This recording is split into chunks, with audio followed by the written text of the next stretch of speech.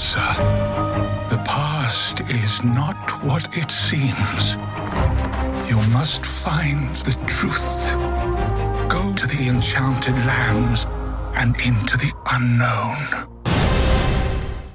겨울왕국 2의 흥행세가 어마어마하지요. 전 세계 흥행 수익이 9천억 원을 이미 돌파했고요. 국내 관객은 1,000만 명을 훌쩍 넘어섰습니다. 겨울왕국 1편보다 흥행의 속도가 빠른 편이고요. 온 세상이 겨울왕국의 노래를 부르고 있죠. 아이들도 심지어 이젠 어른들도요. 겨울왕국 2의 흥행의 비결이 무엇이냐 이런 분석들도 많이 궁금해하실 것 같습니다. 경제적으로 이 영화가 성장이라고 하는 테마 또는 영원한 아이템을 잡았기 때문에 성공하고 있다고 생각합니다. 콘텐츠가 관객과 함께 성장해 나간다는 거죠. 겨울왕국 1편은요 2013년 11월 27일 날 개봉했거든요. 개봉 당시 아이가 초등학생이었다면 지금은 고등 아니면 대딩 정도 됐겠죠. 자, 우리 많은 기업의 비즈니스 전략을 분석할 때요 가장 우려될 만한 순간이 과거의 성공에 집착하는 단계라고 하죠. 성장이라고 하는 화두를 잡지 못하고요 과거의 복제를 하는 순간부터 그게 영화이든 컨텐츠든 기업이든 실패의 길목에 서게 됩니다. 그런데요 재미있는 것은 겨울왕국은 아시다시피 디즈니라는 지금 현재 전 세계 컨텐츠 비즈니스를 지배하고 있는 기업 집단이 만들었는데 이런 식의 기업 집단이 성장보단 복제를 선택하지 않는다는 건 말처럼 쉬운 일이 아닙니다. 과거의 헐리우드나 한국 영화 속편들만 봐도 전형적으로 그랬는데요 90년대 다이아드 같은 영화들이 있었어요. 1, 2, 3편까지는 괜찮았을 수 있지만 4편에서부터 영화가 망가지기 시작하는데 과거에 했었던 똑같은 유머, 똑같은 캐릭터가 별반 달라지지 않고 똑같이 동어 반복되기 때문이었죠. 관객들은 과거에 봤던 것을 또 한 번 더 원한다는 잘못된 가설이 있었던 거죠. 디즈니의 흥행 전략은 어느 순간부터 달라졌습니다. 그게 겨울왕국 2로 꼭 피우고 있는데요 1과 2는 매우 성격적으로 다른 영화거든요. 1편이 아동 영화에 가까웠고 음악조차도 유명한 테마가 있죠. Let It Go라고 하는 아주 심플한 소절로 시작된다면 2는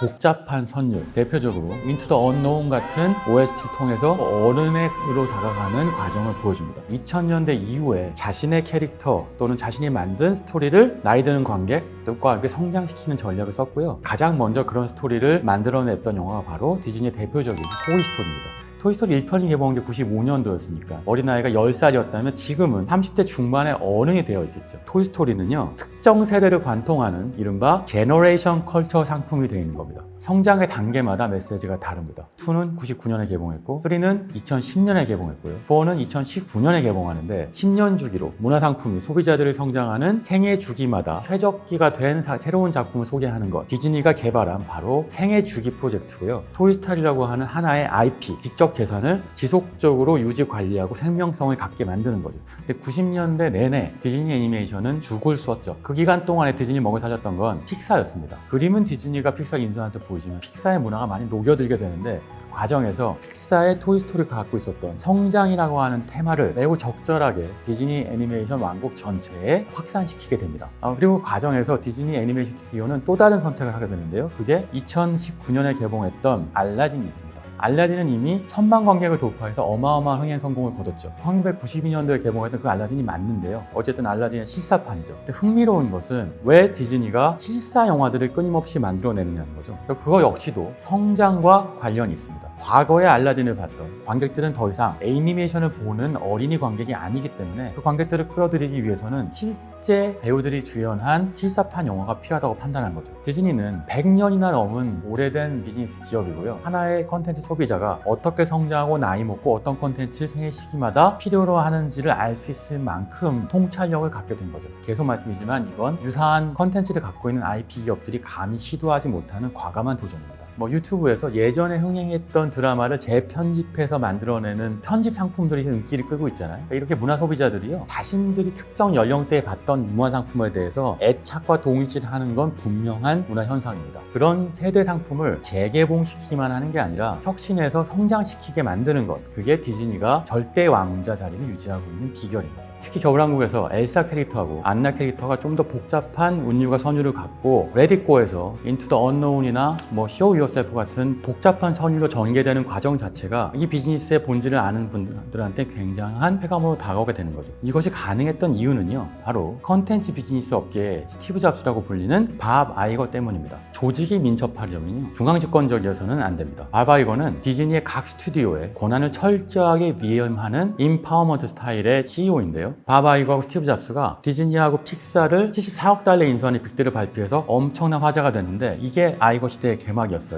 2009년에 마블이었고 2012년에 루카스필름이었고 심지어 최근엔 20세기 폭스까지 인수했습니다. 올해 상반기 대박 흥행을 시킨 디즈니 영화들 상당수가요, 원래는 디즈니 상품이 아니고 픽사나 마블이나 또는 그 외 스튜디오의 작품들이라는 거죠. 외부의 창의력을 디즈니라는 텐트 안에 집어넣고 잘 활용하려면 권한을 철저하게 위임하면서 디즈니라는 큰 그릇 안에서 활동하도록 만들어야 합니다. 그러니까 이른바 임파워먼트 권한 위임이 디즈니의 빅텐트 전략이 가능했던 이유고요. 거의 초월적인 존재까지 접근하게 된 거죠. 사내에 베스트 오브 디즈니라는 기술위원회 만들었어요. 근데 이 베스트 오브 디즈니는요, 흥미롭게도 스티브 잡스가 애플에서 운영했던 애플 백인위원회와 매우 닮아 있어요. 디즈니를 주도하는 핵심 인력들을 관리하고 그들한테 기회를 주고 귀를 기울이게 되는 거죠. 그리고 각 스튜디오에 기술 혁신을 자극하는 역할을 맡겼습니다. 스타워즈를 제작하는 수없이 많은 영상 테크놀로지를 흡입하죠. 이거를 디즈니 전체 핵심 헤드쿼터에서 운영하거나 또는 결정을 내리지 않습니다.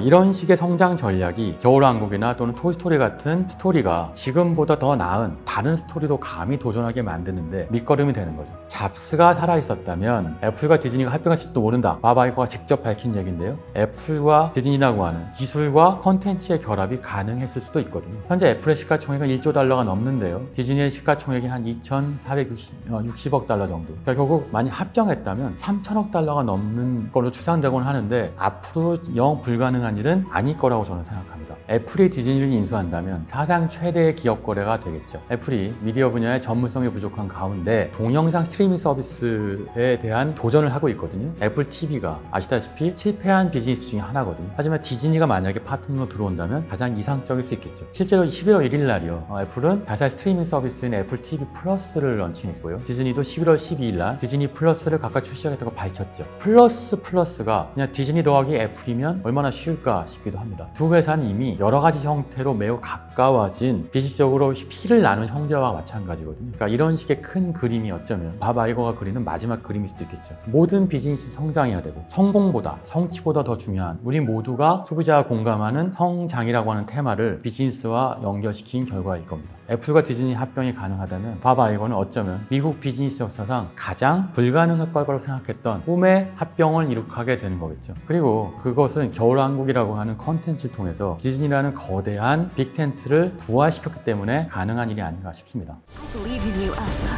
more than anyone or anything. If anyone can save Arendelle, it's you.